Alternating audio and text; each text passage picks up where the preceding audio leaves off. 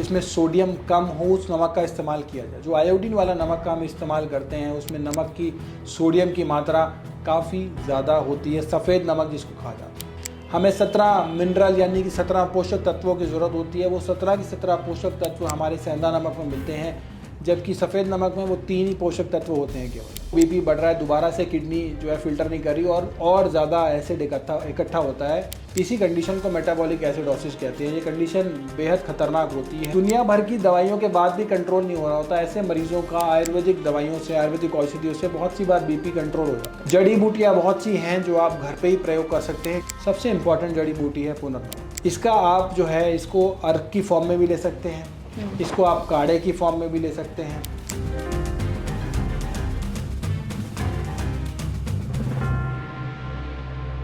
क्या आपको high blood pressure है, क्या आपको डायबिटीज़ है, तो आपको किडनी की समस्या होगी ही होगी।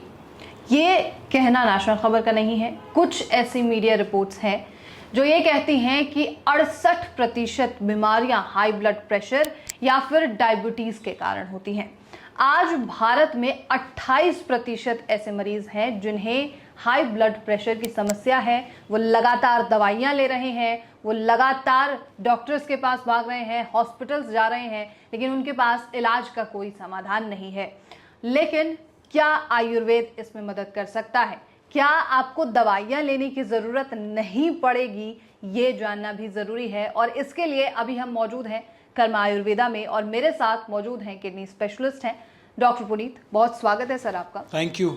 और मेरे सामने अभी एक रिपोर्ट मौजूद है जो कि मीडिया रिपोर्ट है और कहती है कि हाई बीपी और डायबिटीज़ में टाइम बॉम्ब के मुआयने पर भारत है। 68% क्रॉनिक बीमारियां इन्हीं की वजह से होती हैं। आखिर इसके पीछे क्या कारण है कि हाई ब्लड प्रेशर होने की वजह से किडनी जैसी बड़ी समस्या हो सकती है? देखिए, ब्लड प्रेशर जो होता है वो सीधा सीधा जाके किडनी को इम्पैक्ट करता है, क्योंकि जो नेफ्रॉन्स होते हैं किडनी के वो बड़े ही डेलिकेट और सेंसिटिव स्ट्रक्चर होते हैं। और जब एक प्रकार का ब्लड का प्रेशर यानी कि जो ब्लड फ्लो कर रहा है वो उसकी स्पीड, उसका प्रभाव ज़्यादा बढ़ जाता है, तो वो जाके किडनी के सॉफ्ट डेलिकेट नेफ्रॉन्स को डैमेज करता चला जाता है जी। अब इसके पीछे बढ़ने के काफ़ी सारे कारण हो सकते हैं। बहुत सी बार अनुवांशिक कारण होते हैं, जेनेटिक कारण होते हैं। जिनके माता पिता को ब्लड प्रेशर की समस्या रहती है उनके बच्चों को 60 से 70% संभावना होती है कि उनको बीपी होगा ही होगा। इसी प्रकार जिनके माता पिता को अनुवांशिक रूप से डायबिटीज़ है उनके बच्चों में डायबिटीज़ होने की संभावना 60 से 70% सीधी हो जाती है जी। ओवर यूज़ करना सोडियम का यानी कि नमक का बहुत ज़्यादा इस्तेमाल करने से भी ब्लड प्रेशर बढ़ता है। जितने भी पैकेट बंद चीज़ें आती हैं इन सब में नमक का यूज़ होता है, इस्तेमाल होता है। नमक को प्रिजर्वेटिव की तरह भी बहुत सारी चीज़ों में यूज़ किया जाता है। इसी तरीके से हमने नमक को बहुत ज़्यादा इस्तेमाल करना शुरू कर दिया। एक तो हमने सब्जी में डाला, सब्जी में बनाते समय डाला, उसके बाद हमने टेबल सॉल्ट के फॉर्म में दोबारा ऊपर से भी डालना शुरू कर दिया।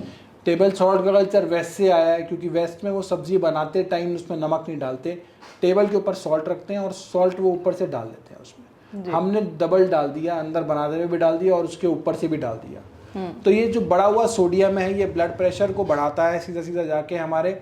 और ये बढ़ा हुआ ब्लड प्रेशर जो है बहुत सारे ऑर्गन्स को, ब्रेन को डैमेज करता है, हार्ट को, लीवर को, किडनी को, सभी प्रकार के ऑर्गन्स को डैमेज करता है।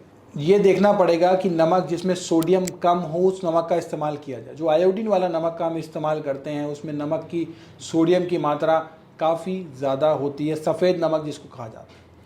उसके कंपैरिजन में अगर हम दूसरा नमक यानी कि सेंधा नमक का इस्तेमाल करें, व्रत वाले नमक का इस्तेमाल करें, तो उसमें सोडियम की मात्रा, कंटेंट काफ़ी कम होता है।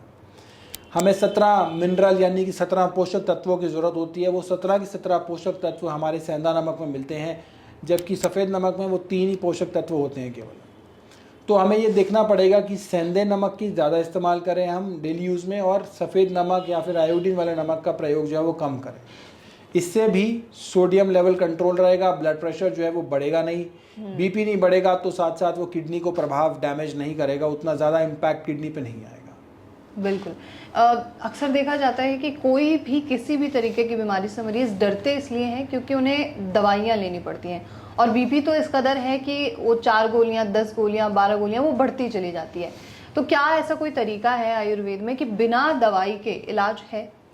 बहुत सी बार ना मरीज आते हैं हमारे पास, तो क्या होता है कि बीपी हुआ, बीपी की दवाई ली, थोड़े टाइम मेंटेन हुआ, फिर डॉक्टर स्पेशली जो एलोपैथिक के डॉक्टर्स हैं और जो अन्य डॉक्टर्स वो कहते हैं आप सब कुछ खाते रहो, सब कुछ आप लेते रहो और साथ में आप दवाई भी लेते रहो। जी। ग्रेजुअली वो बीपी जो है वो बढ़ता चला जाता है, धीरे धीरे बीपी इंक्रीज होता है, दो गोली, 3 गोली, 4 गोली, फिर बीपी की बहुत सारी गोलियां चलने लग जाती हैं और शायद ही कोई गोली बचती होगी। और पता चलता है उन सब के बाद भी किडनी के कितने सारे मरीज होते हैं कि बीपी कंट्रोल नहीं हो रहा, बिल्कुल। बीपी फिर भी बढ़ा हुआ है, 180 आ रहा है, 180 व 100 आ रहा है, 200 के पार कितनी बारी बीपी आ रहा होता है मरीज का। तो वो दुनिया भर की दवाइयों के बाद भी कंट्रोल नहीं हो रहा होता। ऐसे मरीजों का आयुर्वेदिक दवाइयों से, आयुर्वेदिक औषधियों से बहुत सी बार बीपी कंट्रोल हो जाता है। क्योंकि अगर बीपी कंट्रोल नहीं होगा और किडनी की समस्या है तो एक तो किडनी वैसे ही डैमेज है, किडनी वैसे ही काम नहीं कर रही, बढ़ा हुआ बीपी उसको और ज़्यादा डैमेज करता चला जाता है, यानी कि डबल डैमेज, डबल नुकसान होने लग जाता है। एक तो किडनी पहले ही से ही नुकसान में है, दूसरा वो बीपी कंट्रोल नहीं हो रहा, वो भी बढ़ा हुआ बीपी बार बार जाके नेफ्रॉन्स को डैमेज कर रहा है जाके। तो एक विशेष सर्कल से दोहरा 2 तरीकों से किडनी को दुष्परिणाम झेलने मिलते हैं। बिल्कुल। आपने जैसे कहा कि जो आयुर्वेदिक जड़ी बूटियां हैं वो कारगर हो सकती हैं किडनी की समस्या को ठीक करने में।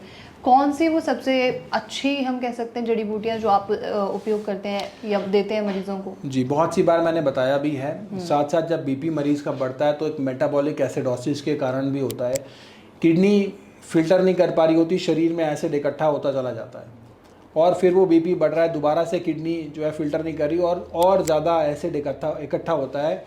इसी कंडीशन को मेटाबॉलिक एसिडोसिस कहते हैं। ये कंडीशन बेहद खतरनाक होती है। ऐसी ही कंडीशन में आके किडनी जब क्रेटनाइन होता है मरीज़ का एकदम से शूट अप कर जाता है। जड़ी बूटियाँ बहुत सी हैं जो आप घर पे ही प्रयोग कर सकते हैं, किसी के आपको इसमें डॉक्टर के पास जाने की ज़रूरत नहीं है। तो बेसिक जड़ी बूटी है जो हर कोई ले सकता है। कोई स्पेशल आपको ट्रीटमेंट चाहिए तो डेफिनेटली आप आइए, लेकिन अगर स्टार्टिंग स्टेज है, आपको लग रहा है कि जड़ी बूटियाँ घर से लेने से भी आपको इम्पैक्ट आ सकता है, तो आप वो भी लीजिए। पुनर्नवा सबसे इम्पॉर्टेंट जड़ी बूटी है, पुनर्नवा। इसका आप जो है इसको अर्क की फॉर्म में भी ले सकते हैं, इसको आप काढ़े की फॉर्म में भी ले सकते हैं। इसको आप जड़ी बूटी को उबाल कर, पानी में उबाल कर, यानी कि 100 ml पानी या 200 ml पानी में उबाल कर जड़ी बूटी को, पुनर्नवा को, उसको 1/4 करके 1/4 करने के बाद उसको आप छान कर उसका पी सकते हैं। ठीक है। ये आप काढ़ा दिन में 2 बार अगर लेते हैं तो इससे भी आपको बहुत अच्छा प्रभाव पड़ता है। साथ साथ दूसरी जड़ी बूटी जो किडनी के मरीजों के लिए स्पेशली लाभदायक होती है वो है कासनी। कासनी का प्रयोग कर सकते हैं। बहुत सी बार कासनी और पुनर्नवा का दोनों का काढ़ा बना के भी ले सकते हैं। कासनी की आप जो है उसको अर्क की फॉर्म में भी ले सकते हैं। इसी तरीके से जो तीसरी जड़ी बूटी है जो किडनी के मरीजों के लिए स्पेशली लाभदायक है वो है गोक्षरू। गोक्षरू को भी आप इन तीनों का अगर काढ़ा बना के लेना चाहें तो तीनों का काढ़ा बना के लीजिए, बराबर मात्रा में तीनों को ले लीजिए और 10 ग्राम इन तीनों का इकट्ठा आप पीस के रख लीजिए। इसको पीसने के बाद 10 ग्राम आप डालिए और 200 ml पानी में उसे बॉईल कीजिए। बॉईल करने के बाद 1/4 रह जाए तो आप उसको काढ़ा बना के आप छान के पी सकते हैं। ठीक है। साथ ही साथ एक और जड़ी बूटी है जो स्पेशली किडनी के मरीजों के लिए लाभदायक है, वह मकॉय। इसको भी आप प्रयोग कर सकते हैं। ये भी किडनी के लिए बहुत ज़्यादा अति लाभदायक होती है। और एक सर्व लाभदायी जड़ी बूटी, सभी बीमारियों में लाभदायक जड़ी बूटी जो है वो है गिलोय। गिलोय जो है वो एक ज़बरदस्त एंटी इम्यूनिटी बूस्टर होती है, बहुत हमारे शरीर के लिए लाभदायक होती है। छोटी मोटी बीमारियां जो किडनी के मरीजों को लगने की संभावना बनी रहती है, क्रेटनाइन बहुत सी बार बढ़ जाता है क्योंकि बुखार हुआ, क्रेटनाइन बढ़ गया जी, या कोई और प्रॉब्लम हुई जिस वजह से क्रेटनाइन शूट अप कर गया। तो ये सारी प्रॉब्लम्स का एकमात्र समाधान आपको मिलेगा, कॉम्प्लिकेशन जिससे किडनी की प्रॉब्लम मरीज को नहीं होंगी, वो है गिलोय नामक महाऔषधि में मिलेगा आपको। बिल्कुल। अर्जुन छाल और अश्वगंधा भी इसमें कोई उपयोग में आती है या कोई फायदा कर सकती है? अर्जुन छाल को इस्तेमाल किया जाता है, हार्ट के बहुत सारे बीमारियों में अर्जुन छाल का इस्तेमाल किया जाता है और रामबाण इलाज होता है हार्ट की प्रॉब्लम्स के लिए। अगर आपकी हार्ट की रिदम डिस्टर्ब है किडनी मरीजों में, या फिर हार्ट जो है वो प्रॉपरली आप यानी कि ब्लड प्रेशर बढ़ा हुआ है, तो सर्पगंधा और अर्जुन छाल इसका आप इसको घोल के या तो आप इसको टैबलेट की फॉर्म में ले सकते हैं या फिर आप इसे दोबारा आप इसे काढ़े की फॉर्म में भी ले सकते हैं। आपने दिन में 2 बार वो काढ़े का सेवन किया तो 1 बार आपने बीपी का काढ़े का सेवन कर लिया। इसमें सर्पगंधा का मुख्य रोल है और अर्जुन छाल का मुख्य रोल है। अश्वगंधा जो होती है वो बल्ले जड़ी बूटी होती है, यानी कि ताकत देने वाली जड़ी बूटी होती है। अभी इस किडनी की प्रॉब्लम में पहले हमें बीमारी को ठीक करना होता है, उसके बाद मरीज को बल्ले जड़ी बूटियों का प्रयोग कराया जाता है। तो अश्वगंधा के लिए अभी इसमें किडनी के मरीजों के लिए डायरेक्ट रोल नहीं रहता है, मतलब शुरुआती दौर में नहीं लेना चाहिए। जिस तरीके से आपने शुरुआत में कहा कि बीपी जो है वो कहीं ना कहीं किडनी पे भी इम्पैक्ट करती है, तो क्या इस स्थिति तक भी मरीज चला जाता है कि उसे डायलिसिस कराने की ज़रूरत पड़ जाए? बिल्कुल जाता है। जितने भी मरीज आते हैं वो स्टार्टिंग में उनका क्रेटिनिन काफ़ी कम होता है, धीरे धीरे वो बढ़ता चला जाता है और डायलिसिस की स्थिति उत्पन्न हो जाती है। जब डायलिसिस की स्थिति उत्पन्न होती है तब उनका क्रेटिनिन मरीज का जनरली 4, 5, 6, 7, 8 कहीं पे भी वेरी कर रहा हो सकता है जी। तो जब ये स्थिति आती है तो मरीज को डायलिसिस का एडवाइस किया जाता है, सप्ताह में 2 बार डायलिसिस, सप्ताह में 3 बार डायलिसिस। सारी ज़िंदगी डायलिसिस कराने जाना पड़ता है, हॉस्पिटल के परमानेंट पेशेंट की तरह जाना पड़ता है। लेकिन अगर किडनी का GFR बढ़ाया जाए, किडनी की कार्य क्षमता को बढ़ाया जाए तो ये डायलिसिस पर निर्भरता को भी काफ़ी कम किया जा सकता है, यानी कि डायलिसिस की आवश्यकता भी हो सकता है आपको ना पड़े।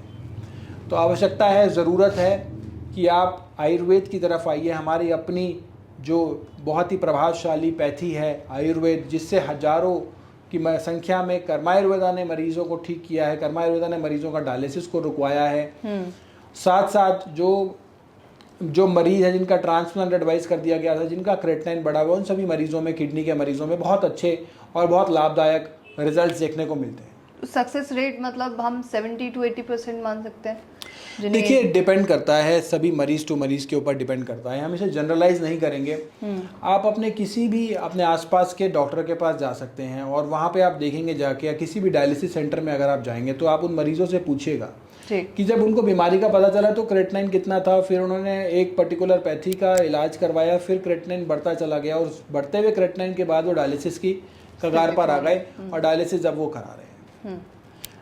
इसके अगर हम कॉन्ट्रास्ट में देखें, इसके हम अगर कंपैरिजन में देखें तो आयुर्वेद में ट्रीटमेंट जो है वो आपको परमानेंट इलाज मिलेगा, वो जड़ से उसका इलाज मिलेगा, बीमारी को जड़ से ठीक किया जाएगा, GFR को जड़ से इम्प्रूव किया जाएगा, किडनी के फंक्शन को इम्प्रूव किया जाएगा, ग्लोमेरुलर फिल्ट्रेशन रेट, किडनी के छानने की क्षमता को इम्प्रूव किया जाएगा।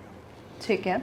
तो अगर कोई कॉम्प्लिकेशन साइड बाय साइड आ रही है, पानी भरा हुआ है बहुत ज़्यादा, इस तरह की कोई दिक्कत है, तो हो सकता है आपको टेम्पररी एलोपैथिक दवाइयों का सहारा लेना पड़े, जिससे बिल्कुल भी गलत नहीं है। बॉडी को मेंटेन करना बहुत ज़्यादा ज़रूरी है। बॉडी को मेंटेन कर लिया तो हमें परमानेंट सोल्यूशन की तरफ बढ़ना है कि परमानेंट सोल्यूशन क्या हो सकता है। तो उस परमानेंट सोल्यूशन में किडनी की कार्यक्षमता को बढ़ाया जाए, GFR को इम्प्रूव किया जाए और डायलिसिस और ट्रांसप्लांट से मिलो और को से दूर रहा जाए। मतलब कुल मिला के ये है कि अगर आपकी किडनी फेल होती है बीपी की वजह से तो उसमें आयुर्वेदिक इलाज कारगर है। देखिए, उसमें क्या है, सबसे पहले तो बीपी की वजह से किडनी फेल हुई, फिर किडनी फेल होने के बाद दोबारा से बीपी बढ़ता है जी, तो बीपी डबल तरीके से अटैक करने लगता है किडनी मरीजों को।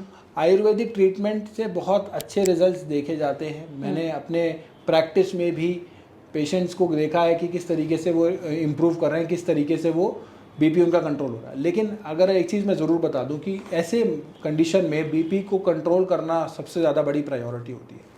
चाहे वो आप किसी भी पैथी से करें, किसी भी दवाई से करें, वो चाहे वो एलोपैथी से करें, चाहे वो आयुर्वेद से करें या किसी अन्य पैथी से करें, लेकिन बीपी अगर बढ़ा रहेगा तो किडनी को वो अटैक करता रहेगा और किडनी को अटैक करने के कारण वो किडनी को डैमेज करता रहेगा। बिल्कुल। बीपी नापने का सबसे अच्छा समय होता है सुबह खाली पेट का। खाली पेट आप बीपी को मॉनिटर कीजिए, किडनी के मरीज हैं, उसका एक चार्ट बना लीजिए, उसकी मैपिंग कर लीजिए, 1 महीने की मैपिंग कर लीजिए कितना बीपी आ रहा है। वो बीपी अगर आपका कंट्रोल चल रहा है तो बीपी तभी कंट्रोल है, क्योंकि आप रात को 6 से 8 घंटे, 5 से 8 घंटे अगर सो रहे हैं और उस समय बीपी बढ़ा हुआ है और आप दिन में चेक कर रहे हैं आपका बीपी कंट्रोल है, तो वो 5 से 8 घंटे जब बीपी बढ़ा हुआ था तो वो रेगुलर डैमेज कर रहा है किडनी को उस समय। तो सुबह का खाली पेट का बीपी करने का चेक, यही इसका महत्व है कि आपका रात को बीपी भी कंट्रोल चल रहा है ना, वो भी आपको चेक करना, मॉनिटर करना बहुत ज़्यादा ज़रूरी है। बिल्कुल। चलिए, बहुत शुक्रिया आपका doctor Puneet, thank you so much sir. तो ये थी पूरी रिपोर्ट और ख़ास बात ये है कि जो सोडियम जैसी चीज़ें हैं, जो नमक है ज़्यादातर, उसको अवॉइड करना बहुत ज़रूरी है एक बीपी के मरीज़ को।